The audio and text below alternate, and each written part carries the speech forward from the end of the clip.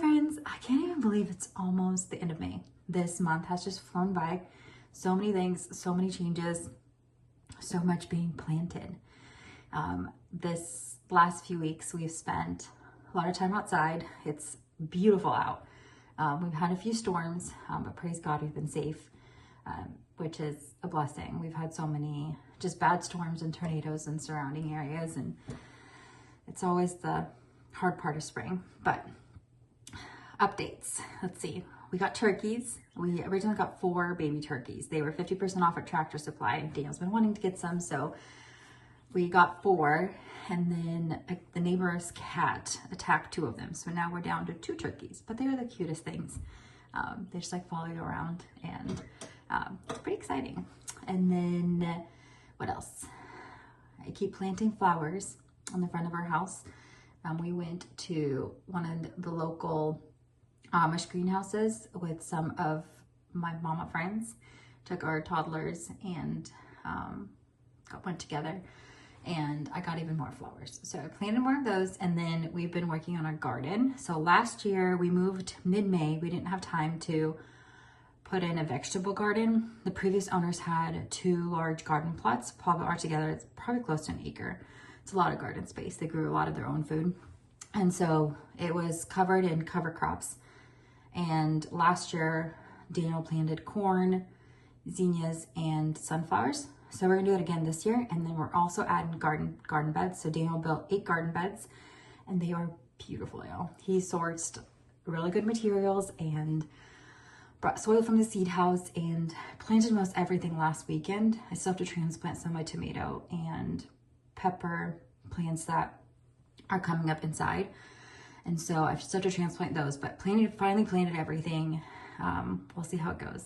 It's like my first time really like gardening for real. We had a small garden bed in Indiana, and we planted lettuce, which did not go well. Rabbits ate it all before we could get a fence up around the garden bed. And then our tomatoes did okay, but then I got pregnant and nauseous, and it kind of just all went downhill. So hopefully this time it goes better. We're planting zucchini, squash, what else are we planting? Several varieties of tomatoes, peppers, several varieties of lettuce, spinach, green beans, and then lots of herbs. So like cilantro, parsley, chives, a little bit of everything. We'll see how it goes. Debating if I want to do strawberries or flowers, because there's like 3 flower beds on each side that are like big, and then there's 2 small ones in the middle. So I think I want to do like a arch in the between of those, and maybe do flower beds for those. But I'm dreaming of putting like a table in our garden and lights and making it like, you know, very cute. So I think Daniel's on board with my vision and making it come to life. So we shall see. It's a very busy season of life. So those are kind of like the extras, you know, the table and the lights and flowers are the extras. But we're excited to have our own veggies. And I mean, assuming they come up, I don't know, who knows. But we're also realizing that having a garden and growing your own food is expensive. Like, even if you do it in an affordable budget way, it's still expensive. I'm going to do a whole separate video on how we did our garden beds and how much it costs, because, well, we're still spending money. So once it all adds up, I'm going to do a video and walk through how much it all costs, because it's going to be some very expensive tomatoes. Like, very expensive. But as Daniel says, it's an investment, a good investment. So I will round that up in another video. What else? Looking at our calendar. My little sister got engaged, so that was fun. My sisters were in town, so I went to Springfield, which is like an hour and a half away from where we live. And I got to spend the day with my siblings, which is so fun. And then Daniel and I drove up to KC the first weekend of May. We do dating seminars, or like relationship seminars, primarily in the Slavic community. Got invited to a ages 25 plus singles retreat in KC in the Slavic community Midwest, and it was so fun. We did a 2-hour relationship. It was going to be a talk, but it turned into a Q&A, which is answer the audience questions. And something that kept coming up over and over again is that you shouldn't build a relationship on butterflies and chemistry or choose a spouse on that, but pick someone who you're compatible with and equally yoked with, because that lasts so much longer. And I could talk about that for an hour. So that might be another post for another day. Might be a Substack, might be a video, who knows? But it was so fun. I didn't get any photos or videos of it. The people who were hosting the event got some photos of it on their Instagram, but we literally didn't take any photos or videos. But I felt like a date night because it was a Saturday. We hired a babysitter and drove up 2 hours to Casey, just us two without kids in the car, and got to have lunch together and go to the event and then drive back. And so it was really good quality time. We always love doing those, even though it's really hard to schedule those in this season of life of having little kids and a business. So glad we got to do that. What else? Quit my job. I got offered a job at another firm doing the same thing I do now. I do risk management for tax and accounting firms. So it's the same job, but a different firm. And they don't have a tax risk management department really, unofficially, or officially they don't have one, but they really want to start one up. So I will be joining that firm and building the tax risk management team up. And I'm so excited. I'm scared because it's kind of a leadership position. And yeah, I have lots of thoughts on this that will be written out somewhere else. But I start my new job the first week of June. And so I've been kind of going through that awkward transition where you're like, you give your 2 weeks notice and you have to close up projects and kind of exit out. And it's always a transition to do that. So, so many good things. What else have we been doing? Lots of time spent outside, whether it's gardening or we went to a local creek the other day to go fishing twice. We've been fishing twice. Levi got his first fish, which was so fun. But he gets bored with fishing like 3 tries in, and then he just wants to run around and play, and Daniel ends up fishing. So yeah.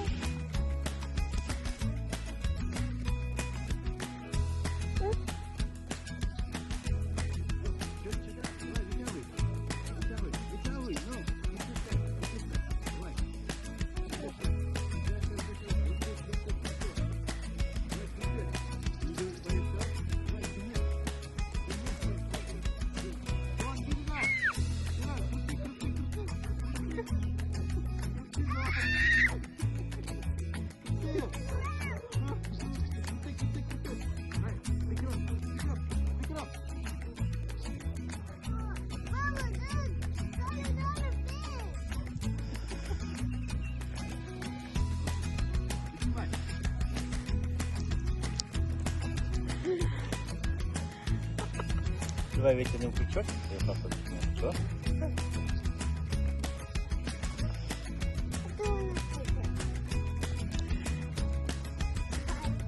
It bites? No, it doesn't bite. Is that fun, Levi? You caught your first fish. Looks like Jimmy. Okay, do a couple of the pliers. Put a couple of it down.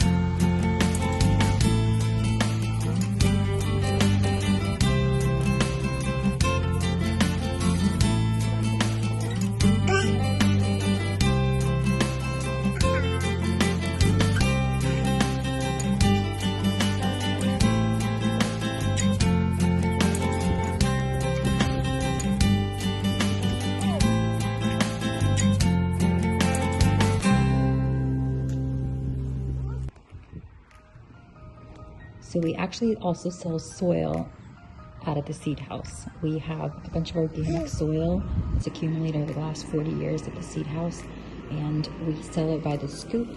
So Daniel uses the tractor, scoops it up and loads up people's trailers, the back of people's trucks, whichever way people want to come and get the soil. And so it's one way we have been making money this spring, especially as people prepare their gardens. We have been selling a lot of soil.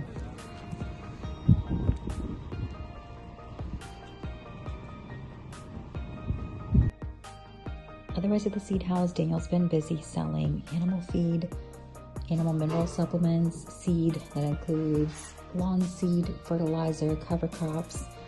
Our vision for the future is that our sales of animal feed and seeds will be what covers our operating expenses.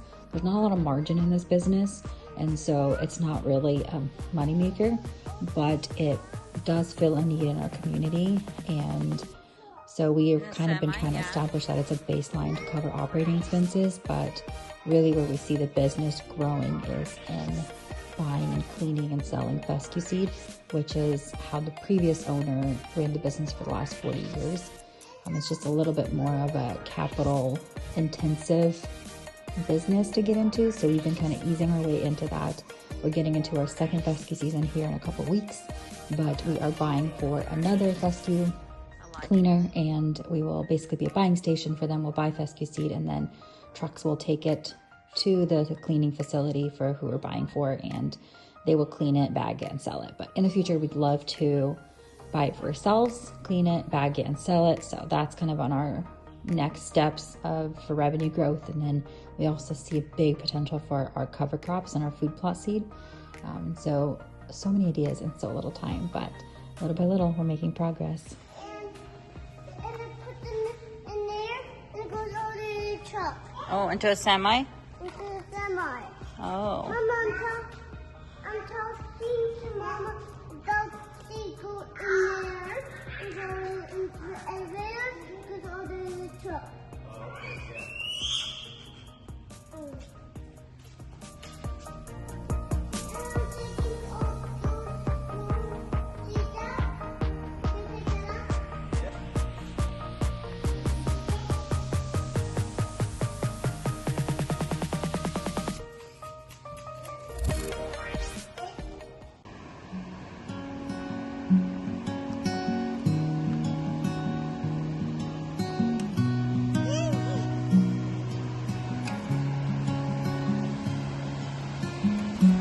Easy come and easy go. You're an unfading star, a gentle love, the kind that lifts you up, no matter how far apart. I guess you could call it chance, but we know it's more than that. It's like we've always known, been set in stone, unbreakable. It's like I've always dreamed, true harmony, unmistakable.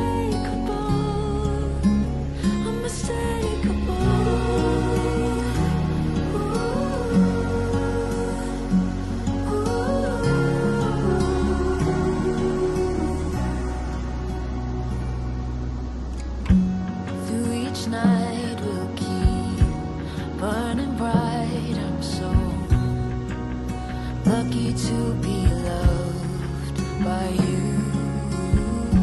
And come the storms, whether short or long, well, I'll still be right where you are. I guess you could call it chance, but we know it's more than that. It's like we've always known, been set in stone, unbreakable.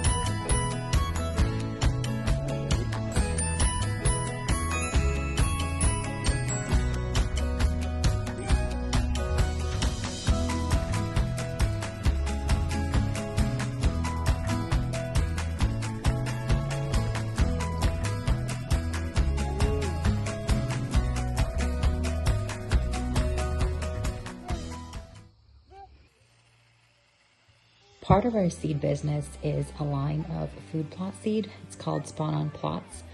And we actually are experimenting with our own seeds. This last winter, Daniel planted a cover crop in our garden. So the area where we plant our corn, sunflowers, zinnias, Daniel planted a cover crop, a mix of winter peas, crimson clover, oats, balamza clover, and berseem clover. I think I'm pronouncing that correctly. Daniel's the seed expert in our family, but I'm learning. So Daniel planted that in our garden over winter, and it grew into spring. And just this last week, Daniel mowed it down, and we're going to use that as a organic weed suppression system. We'll make room for rows in the garden and plant the seeds for the flowers and the corn in between this cover crop that's been laid flat. And so hopefully that's gonna reduce weeds coming up and also be really good for the soil